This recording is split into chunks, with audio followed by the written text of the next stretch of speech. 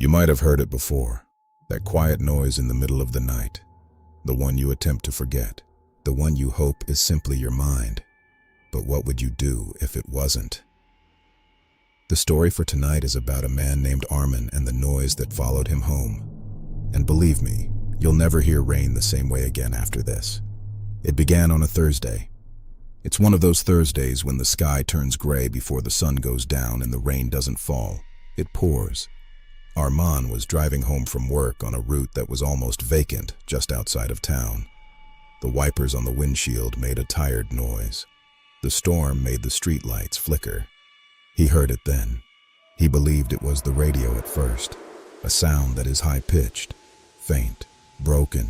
He turned down the sound. The noise kept going. It became evident. A baby crying. Arman stood still. He looked in the mirror at the back seat. Nothing.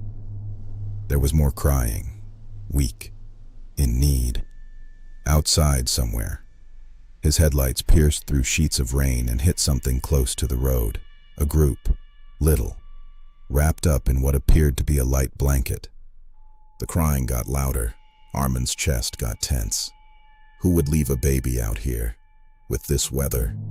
He stopped, and that was his first mistake. As he got out of the automobile, the rain stung him like needles. For a moment, the crying ceased. Then it started again, now softer, almost appealing.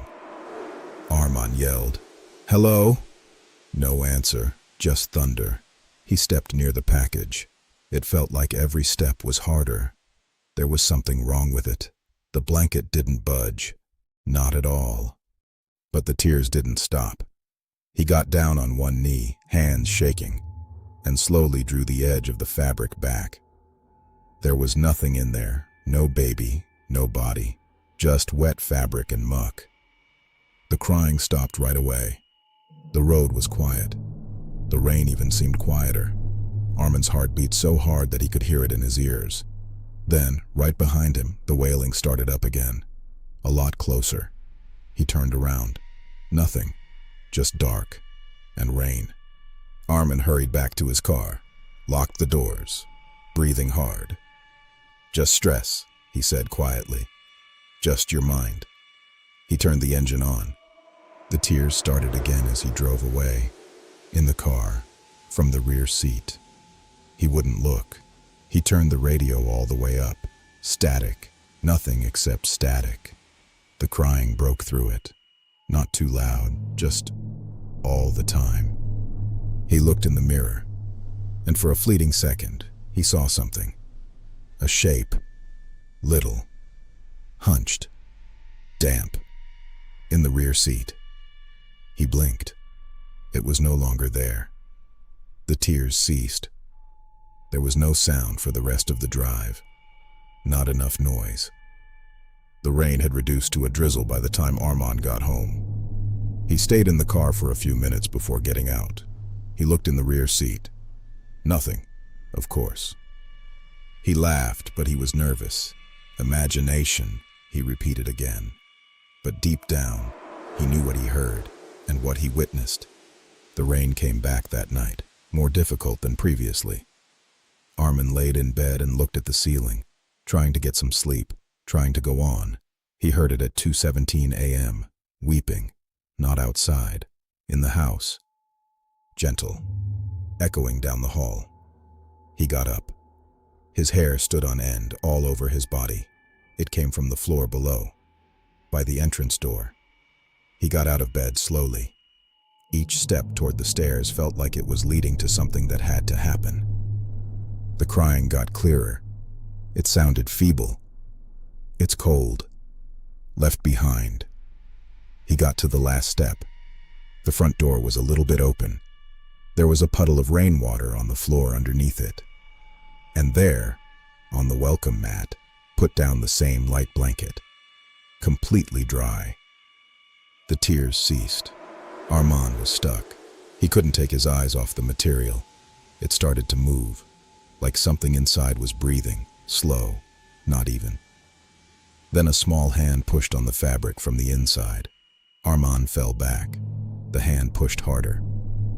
The form under the blanket turned in a strange way, cracking bones, limbs stretching in ways that aren't normal. And then, a face pushed its way through the material. But it wasn't a child. It looked like one, but the skin was gray. 2 big eyes, black, screaming with a mouth wide open but no sound. The tears started again, but this time it came from all around. Walls, the ceiling, in his head. The mouth of the monster didn't move, but the noise became too much to bear. Arman put his hands over his ears. It didn't work. The thing gently creeped out from behind the blanket. Its arms and legs are bending back. Water was trickling from its skin, even though it hadn't rained inside. It gazed up at him, and it grinned for the first time. The rain ended the next day. People who lived near Arman saw that his front door was wide open. They saw that the house was deserted. No signs of a fight, no broken furniture, no blood, only water. Every room was wet, like it had rained inside all night. There was a little light-colored blanket on the welcome mat, folded up nicely, not wet. The police never located Arman. No footprints, no marks on the tires, nothing. But 3 days later, during a different storm, a driver said they heard something on that same section of road. At night, through the sound of thunder and rain, a baby, crying. They found a bundle on the side of the road, covered in light fabric. There is no baby within, only mud and water. I have a question for you. If you're driving by yourself at night and you can hear crying in the rain, could you please stop? Or would you keep going? Because of various things. Don't want to be saved. They want to get an invitation, and once you let them in, they never leave. Pay close attention tonight. If it rains, and you hear a faint sound, something little, crying from far away, don't look, don't stop, and whatever you do, don't take it home.